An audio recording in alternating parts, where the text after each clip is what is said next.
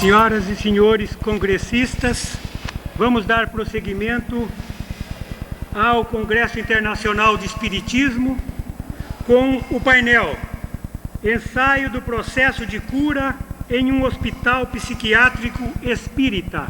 Dr.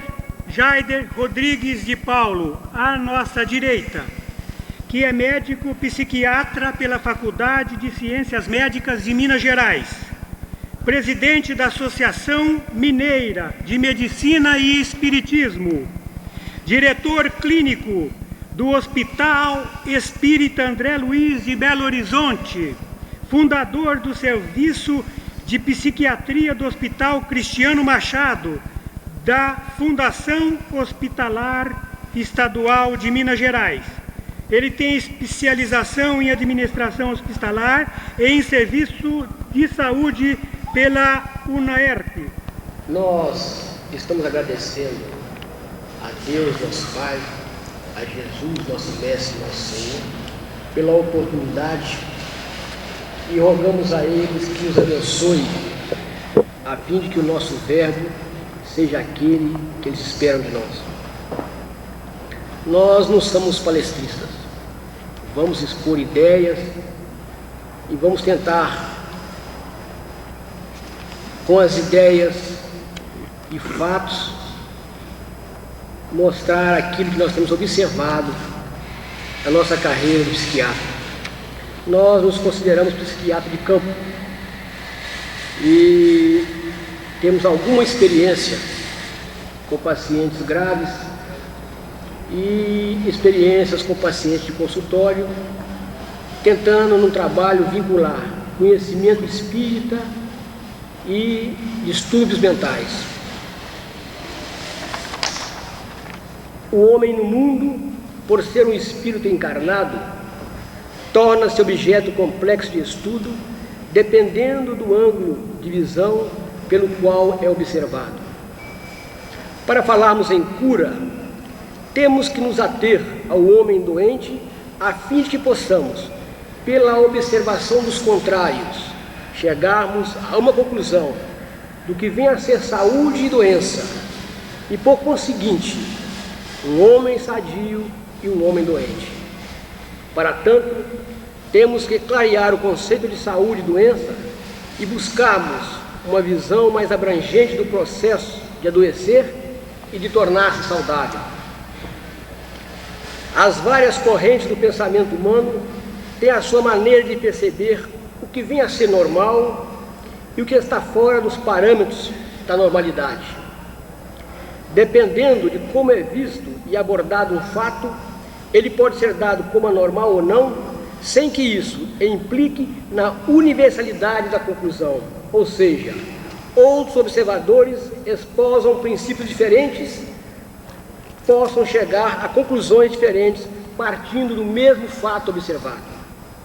Por isso, queremos dizer que os conceitos de normalidade e anormalidade, saúde e doença dependem basicamente dos princípios pelos quais os observadores se basearam para avaliar o fato apresentado. Este trabalho visa a demonstrar diferentes níveis de resposta terapêutica no tratamento psiquiátrico. Conceitos gerais sobre saúde e doença. Saúde tem um indivíduo cujo espírito revela ou tem mentalidade limpa e bem formada. Disposição moral, salvação. Aurélio Buarque de Holanda.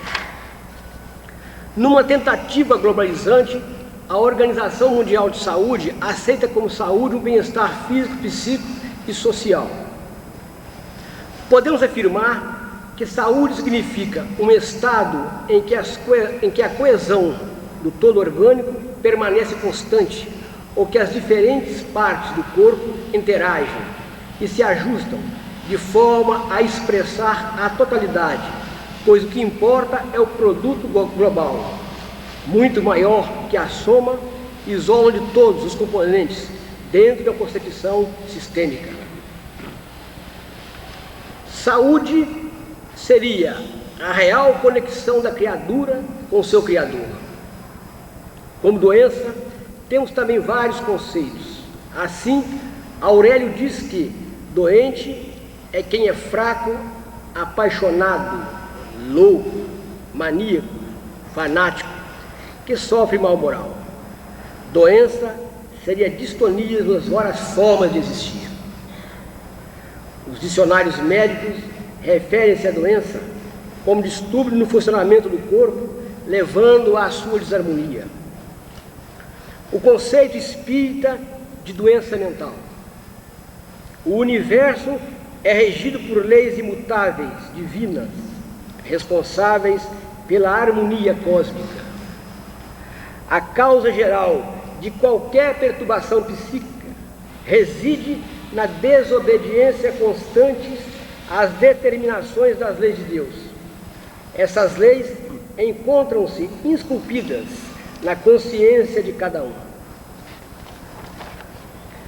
Dentro dessas afirmativas, vemos que a doença mental não é aleatória, pois quase podemos afirmar que 90 em 100 casos de loucura, psicose, excetuando aqueles que se originaram na incursão microbiana à matéria cinzenta, mesmo esses estão em curso na lei, começam nas consequências das faltas graves que praticamos com a impaciência ou com a tristeza, isto é, por intermédio de atitudes mentais que imprimem deploráveis reflexos ao caminho daqueles que acolhem e alimentam. Essa é a definição de André Luiz. Também as obsessões espirituais atuam como agravantes nessas mentes predispostas a albergarem o desequilíbrio. Instadas essas forças desequilibrantes no campo íntimo, inicia-se a desintegração da harmonia mental. Teremos então que o louco ou psicótico, em geral, considerando-se não só o presente, senão o passado longínquo, é alguém que aborreceu as bênçãos da experiência humana, preferindo segregar-se nos conflitos mentais. Assim, teremos que não há quem logre dilapidar o patrimônio da ordem e do bem sem incidir na compulsória da reabilitação, que sempre se apresenta no curso da evolução do ser, reajustando-lhe e ensinando-lhe o respeito e o amor à vida. Ninguém, portanto, permanece indiferente no mal, em razão dos automatismos que a lei impõe, proporcionando mecanismo de recuperação. Essa é a definição também de Bezerra de Menezes. A etiologia das doenças mentais repousa suas raízes no egoísmo do homem que, ao interferir com o seu semelhante, desrespeitando seus sentimentos, cria laço de sofrimento reparador. Todos os fracassados, neuróticos, psicóticos, criminosos, bêbados, crianças problemas, suicidas, pervertidos, prostitutas, dão à vida um sentido privado. Ninguém é beneficiado pela sua realização. Ninguém é beneficiado pela realização de seus objetivos, e os seus interesses não vão além de suas próprias pessoas. O enunciado acima é de um famoso psicanalista, seguido de outro não menos ilustre, que afirma: aninhado nas raízes inconscientes está sempre o grande fator que influencia a conduta consciente, o egoísmo. O grande mal das pessoas constantemente perturbada é o egoísmo. A pessoa que é sempre teatro de lutas e dores é a pessoa que está sempre ocupada com pensamentos relativos a si mesmas. Esse é um pensamento de Alfredo Adler, o de cima de Joseph Ralph. Antecedendo a visão da psicanálise, o Evangelho de Jesus já ensinava: todos os males originam-se do orgulho e do egoísmo. Kardec, Livro dos Espíritos, Kardec, Evangelho segundo o Espiritismo, página 197. Desse ângulo de observação, podemos ver que os homens de ciência e os ensinamentos evangélicos se condizem. Agora, vamos citar 3 casos seguidos por nós no Hospital Espírita André Luiz, aonde, como fatos, vamos mostrar os aspectos que nós falamos aqui acima, e vamos mostrar 3 níveis diferentes de recuperação. Discutiremos abaixo 3 casos clínicos de pacientes tratados no Hospital Espírita André Luiz de Belo Horizonte. Designaremos, por comodidade, de casos A, B e C. Todos receberam, além do tratamento médico convencional, assistência espiritual. Os casos A e B, por tratarem-se de pacientes mais comprometidos, receberam tratamento espiritual mais ostensivo.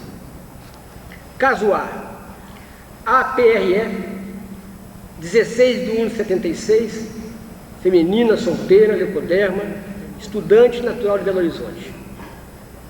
O quadro iniciou-se em agosto de 1988, com início súbito. Apresentava falta de ar, inquietação, mudez, paralisia dos membros, hiporexia, fáceis de pavor e perda de controle dos espíritos. Dizia-se possuída por espíritos. Tornou-se agressiva, em especial com o pai. Autoagredia-se e foi internada no Hospital Espírita André Luiz. Essa paciente, certa feita, o pai dela nos telefonou e nos pediu que assumisse o caso.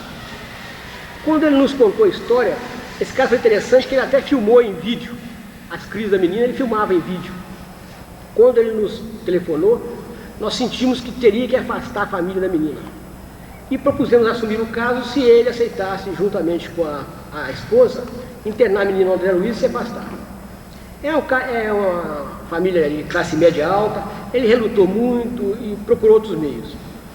Então ele levou essa menina para uma equipe de neurologista nos melhores hospitais de Belo Horizonte, mais bem equipados, de profissionais de maior gabarito. Eles fizeram a menina toda para pedíatrico neurológico e não encontraram nada. Essa menina tinha 3 para 4 meses que não andava mais, ela não falava direito mais, não reconhecia as coisas, perdeu a capacidade de ler, de escrever, e se automutilava, avançava nas pessoas, e de repente ela é como se fosse jogada a vários metros de distância no chão, assim, com uma força sugada no chão para frente, assim. Ela rolava no chão e às vezes saía se arrastando no chão. E já não tinha mais controle dos esfíncteres. Fazia fezes, urina na cama mesmo, de qualquer jeito. Era menina vivaz antes. Bom, o pai então, não conseguindo nada na neurologia, procurou um colega nosso que, por aqueles acasos que não existem, fazia supervisão com a gente. Então, o colega trouxe o caso para nós explicamos a ele o que nós achávamos que deveria ser a posição dele. Ele concordou com a gente, colocou para a família concordou em internar a moça no Hospital Espírita André Luiz, em nome dele, ele olhou. E nós seguimos o caso de perto. Essa menina recebeu um tratamento espiritual intensivo. Com 20 dias, ela voltou a andar, a conversar normalmente, controle dos esfíncteres, o pensamento claro, lúcido. Apenas tinha alguma dificuldade ainda de ler, mas voltou a ter uma vida praticamente normal, só não voltou a estudar. Bom, então isso para a família foi uma maravilha, para o hospital inteiro foi uma maravilha. Mas notamos algo muito interessante na individualidade funda dessa menina. Essa menina era muito hostil à equipe de tratamento espiritual. Ela é muito hostil a qualquer norma de vida saudável, salutar. Ela tolerava os passes espíritas, as exortações evangélicas, tolerava o que ela precisava. Mas se mostrava um espírito muito rebelde, muito irônico. E assim que ela tomou posse de outra vez da saúde, ela começou a maltratar ostensivamente a equipe que cuidava dela, a ponto de algumas equipes se afastarem devido aos maltratos, porque sabia que era ela e não tinha espírito nenhum com ela mais. Bom, essa paciente, a história espiritual dela é que ela e o pai faziam um triângulo amoroso com esse espírito que perseguia. E é esse espírito que estava causando todos esses distúrbios nela, é lógico, com a conivência dela, com a participação dela. Mas, e ela se voltava contra o pai porque ela, o pai e o espírito tinham um triângulo amoroso, e ela e o pai tramaram contra ele numa vida anterior e o eliminaram. E ele ficou junto cobrando essa dívida. Mas, em vivências muito anteriores, ela e o pai eram pessoas que mexiam com magia negra, sedução de jovens no homossexualismo e trabalho de magia negra muito pesados. Esse trabalho se desenvolveu por quase um ano.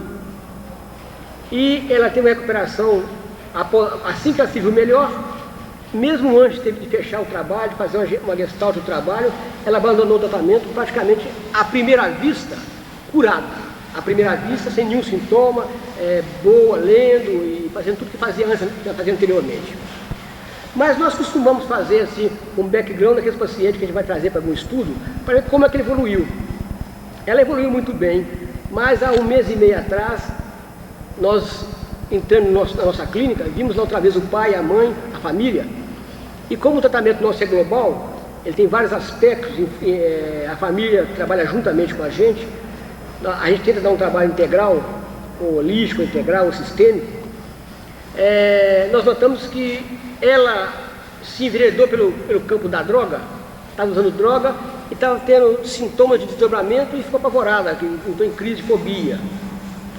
Mas conversando com o pai e com a mãe, a gente viu o seguinte, que a semente lançada na família ficou, porque os pais até então estavam trabalhando assiduamente vendo aquilo que foi orientado para eles. Mas ela entrou para a droga, mas não voltou a ter aquelas crises que ela tinha anteriormente. Isso é facilmente explicável, no nosso entender, pelo seguinte, porque ela já não tinha aquele aspecto espiritual determinante da psicopatologia dela. O que ela tinha eram as dificuldades íntimas próprias e juntamente a ser hipertrofiada com o uso de droga. Esse foi o primeiro caso. Um caso que aparentemente teve uma solução muito boa, mas que nós, tendo uma visão mais eternista, mais abrangente, achamos um caso de não bom prognóstico. Embora ela tivesse uma psicopatologia muito florida, e teve uma resposta acentuada, nós achamos que a individualidade dela teve pouca ressonância quanto às lições que a doença veio trazer para ela. Bom, o caso B. MLJ, 17/4/41, morena, do lar feminina. Apresentou a primeira crise em 1977, após o parto.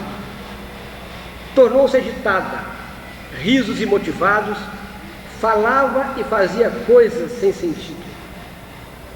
A partir de então, após as gestações seguintes, apresentava crise semelhante, embora estivesse também fora da gravidez. E um fato marcante é que em toda a gravidez já tinha as crises. Vagava pelas ruas, invadindo residências alheias e casas comerciais. Ela entrava nas lojas, tirava as coisas, punha na bolsa e saía. Entrava nos armazéns, enchia de lata de coisa aqui dentro do seio, e saía, enchia as bolsas. Entrava na casa dos outros, pegava as coisas, saindo. E às vezes pegava ramos de árvore e dava para as pessoas como se fosse presente, cumprimentava todo mundo, mexia com um, mexia com o outro, ficava perambulando pela rua. E nessas crises dela, ela por 2 vezes foi engravidada na rua, assim, pessoas que passavam, e numa delas ela teve trigêmeos, numa gravidez. E ela vivia assim, sempre nas crises que ela andava, as pessoas abusavam dela, ela era mãe de família, tinha vários filhos. E ela até então, quando ela nos procurou, ela tinha tido 20 internações. Internou-se 20 vezes. Ela internava, saía, entrava em crise outra vez, internava, saía. Bom, então o nosso grupo adotou para fazer um tratamento integral nela. E ela tratou conosco durante muito tempo. E nós notamos o seguinte, que após o início do tratamento espiritual, conjugado com o tratamento médico, ela teve apenas uma internação, assim mesmo de 3 dias, porque nós notamos que havia uma certa dificuldade na família de tê-la junto, não é que precisasse mesmo não, mas para protegê-las de novas incursões em algum campo mais graves, mesmo porque ela estava sob a orientação espiritual, a gente tinha que ter maior proteção com ela. Ela internou 3 dias e saiu, não tinha mais nada. Mas essa paciente vinha sempre às reuniões, tinha sempre um contato íntimo com a gente, e embora ela apresentasse, talvez assim, a visão psiquiátrica, um distúrbio, uma oligofrenia leve, com distúrbios psicóticos amontantes, crises psicóticas amontantes, né? Ela tinha, nas reuniões, nas conversas, janelas, closes, de profunda lucidez. Era a pessoa que soltava uma frase de profundo entendimento. A história espiritual dela é interessantíssima, porque ali estava um espírito altamente desenvolvido nas artes mentais, no psiquismo, nas magias, na hipnose. E nós tratamos dela durante muito tempo, e era um tratamento muito pesado, porque ela estava comprometida com falanges imensas de magos negros, e ela fazia parte, fazia parte da direção, ela que dirigia toda uma plede, ela montou uma plede de espírito, de organização no mundo espiritual, de magos, e ela chefiava esses magos. E o que mais dificultou o tratamento dela é que era um triângulo entre ela e mais 2 chefes que disputavam a hegemonia da liderança, e como ela que era a primeira e reencarnou-se, então eles disputavam o comando da falange.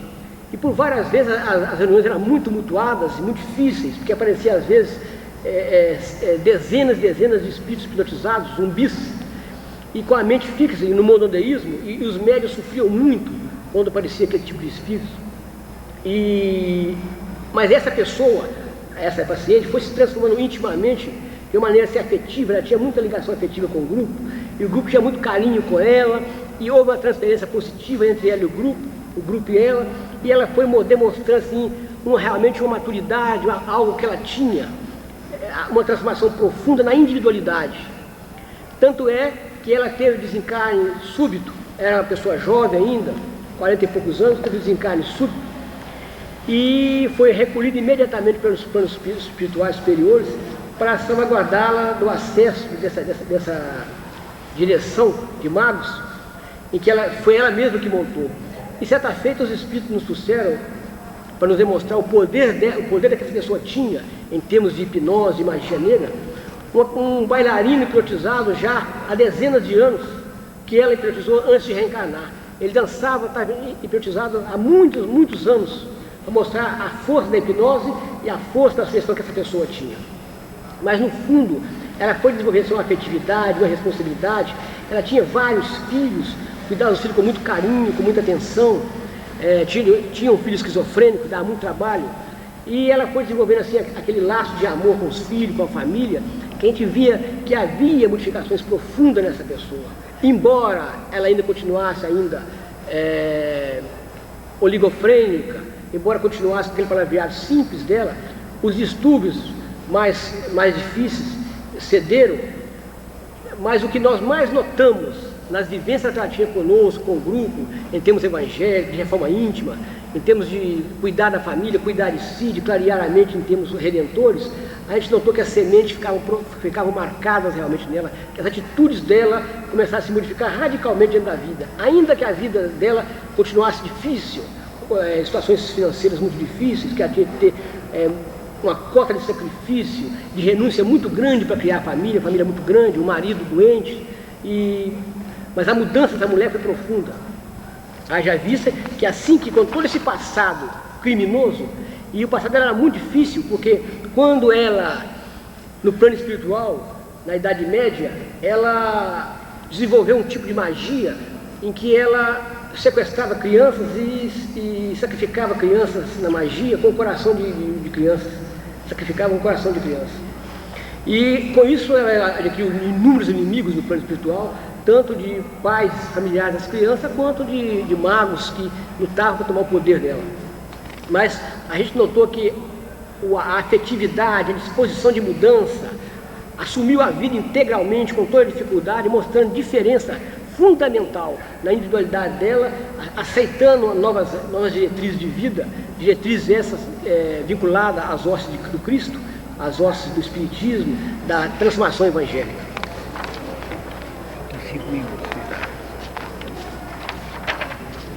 O terceiro caso, GT brasileiro, Faelderma, casado, 37 anos, auxiliar de cartório. A queixa desse rapaz é alcoolismo. Vida comum até os 30 anos, quando passou a ingerir alcoólicos. Foi aumentando o uso da bebida, deixando de trabalhar e era mantido familiar. Ele entrou naquela situação do alcoólico, começa a beber, larga serviço, larga tudo, começa a ficar naquela derrocada moral, né? Material e moral. Tinha 2 filhos e foi aos poucos perdendo o convívio com a família, separou-se da mulher e internou-se 3 vezes em hospitais clínicos por pancreatite alcoólica. Por 3 vezes também ele internou-se no Hospital Espírita André Luiz para desintoxicar e em todas as vezes que ele internou, ele participava ativamente de todas as atividades do hospital, atividades evangélicas, atividade de terapia de grupo, plaqueterapia. Era assim um paciente modelo, um paciente que você vê que lutava para vencer a compulsão alcoólica. Um rapaz de muitas condições intelectivas, bons princípios. Bom, na última internação, nós fizemos uma orientação espiritual para ele. Ele tinha um perseguidor que era alcoolista também. E esse perseguidor desvinculado, nós arrumamos para ele um serviço no Hospital Espírita André Luiz para trabalhar, auxiliar na parte espiritual. E esse rapaz se envolveu tanto com o conhecimento evangélico doutrinário, com a transformação íntima, casou outra vez, teve um novo filho, e assim foi assim como que um sustentáculo para a recuperação de vários outros pacientes, porque ele falava uma linguagem que todos os outros conheciam, que é a linguagem da dor e do sofrimento. E ele foi se transformando, dando exemplo para muitas pessoas e passando dificuldades muito grandes, porque a família é muito conturbada. Ele tem três familiares doentes, a mãe é doente, o pai também é doente, e ele, de tutelado, passou a tutelar a família moralmente, orientando, dando conselhos. Hoje ele trabalha no cartório, continua dentro daqueles princípios de aprendizado, desenvolvimento, tanto no nível doutrinário quanto no nível humano, mostrando assim que é exemplo para muitas pessoas que pensam e acham que um alcoolista não tem recursos. Ele é exemplo vivo de transformação. E não é que a vida dele lá fora modificou, não. A vida dele continua difícil do mesmo jeito. Familiar difícil, vida financeira difícil, vida conjugal com a outra esposa difícil, porque ela está acostumada com ele naquelas derrocadas, e hoje, né, ele está tendo que recompor aquele caminho que ele destruiu com a atitude dele. Mas uma recuperação integral, em 2 aspectos nós notamos: os aspectos morais e no aspecto físico. E é interessante notar que ele, além de crise de pancreatite, tinha dores acerbas. E após a mudança de conduta, a mudança de atitude mental, as dores sumiram, ele voltou a ter assim, uma vivacidade mental muito maior e uma produtividade muito maior também, mostrando uma recuperação em 2 níveis. Estou recapitulando. O primeiro, nós notamos uma recuperação no nível psicopatológico, no nível externo. A segunda, nós notamos uma recuperação mais profunda da individualidade do ser eterno. E no terceiro, nós notamos uma recuperação nos 2 níveis, tanto no nível da individualidade quanto no nível do distúrbio psicopatológico que ele apresentava por causa do alcoolismo. Muito obrigado.